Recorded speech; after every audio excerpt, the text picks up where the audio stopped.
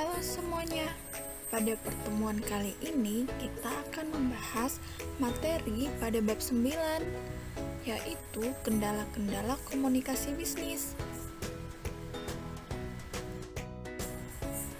Pentingnya komunikasi.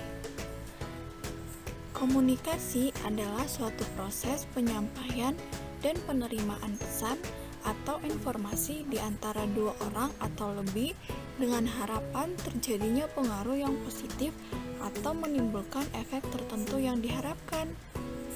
Nah, komunikasi bisnis adalah proses pertukaran pesan atau informasi untuk mencapai efektivitas dan efisiensi produk kerja di dalam struktur atau jenjang atau level dan sistem organisasi yang kondusif.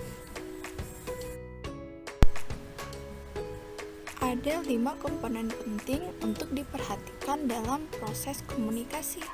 Yang pertama, pengirim pesan. Yang kedua, pesan yang dikirimkan. Yang ketiga, bagaimana pesan tersebut disampaikan. Yang keempat, penerima pesan. Dan yang kelima, umpan balik. Untuk dapat mengembangkan kemampuan dalam berkomunikasi secara efektif, baik secara personal maupun profesional, paling tidak kita harus menguasai 4 jenis keterampilan dasar dalam berkomunikasi, yaitu yang pertama menulis, kedua membaca, ketiga berbicara, dan yang keempat mendengar.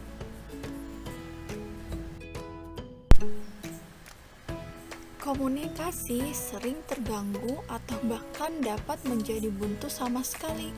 Faktor hambatan yang biasanya terjadi dalam proses komunikasi dapat dibagi dalam 3 jenis, yaitu sebagai berikut. Yang pertama, hambatan teknis. Hambatan jenis ini timbul karena lingkungan yang memberikan dampak pencegahan terhadap kelancaran pengiriman dan penerimaan pesan. Dari sisi teknologi, keterbatasan fasilitas dan peralatan komunikasi akan semakin berkurang dengan adanya temuan baru di bidang teknologi komunikasi dan sistem informasi, sehingga saluran komunikasi dalam bentuk media komunikasi dapat diandalkan serta lebih efisiensi. Yang kedua, hambatan semantik. Gangguan semantik menjadi hambatan dalam proses penyampaian, pengertian, atau ide secara efektif. Definisi semantik adalah studi atas pengertian yang diungkapkan lewat bahasa. Suatu pesan yang kurang jelas akan tetap menjadi tidak jelas bagaimanapun baiknya transmisi. Untuk menghindari miskomunikasi semacam ini, seorang komunikator harus memilih kata-kata yang tepat dan sesuai dengan karakteristik komunikannya, serta melihat dan mempertimbangkan kemungkinan penafsiran yang berbeda terhadap kata-kata yang digunakan. Yang ketiga, hambatan manusiawi. Hambatan jenis ini muncul dari masalah-masalah pribadi yang dihadapi oleh orang-orang yang terlibat dalam komunikasi, baik komunikator maupun komunikan.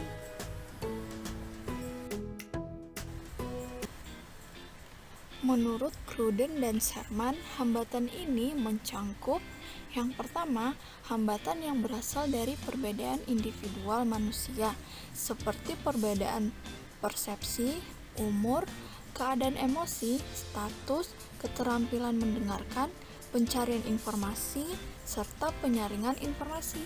Yang kedua, hambatan yang ditimbulkan oleh iklim psikologis dalam organisasi atau lingkungan sosial dan budaya seperti suasana dan iklim kerja serta tata nilai yang dianut.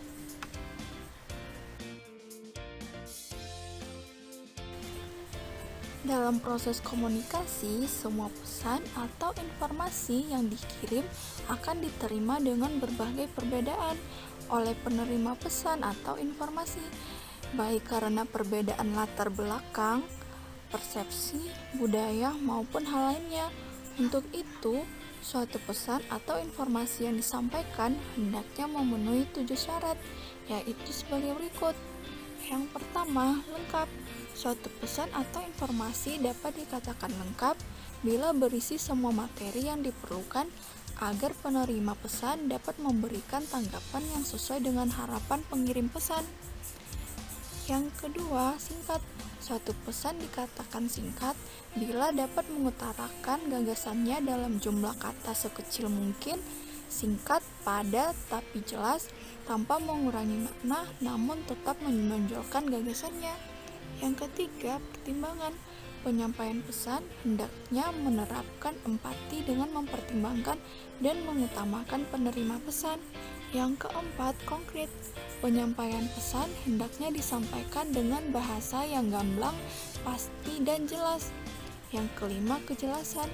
Pesan hendaknya disampaikan dengan bahasa yang mudah dimengerti dan mudah diinterpretasikan serta memiliki makna yang jelas. Yang keenam, kesopanan. Pesan disampaikan dengan gaya bahasa dan nada yang sopan akan memupuk hubungan baik dalam komunikasi bisnis. Dan yang ketujuh, ketelitian. Pesan hendaknya dibuat dengan teliti dan menggunakan tata bahasa, tanda baca, dan ejaan dengan benar atau formal dan resmi. Sekian materi kita pada pertemuan kali ini ya. Tetap semangat.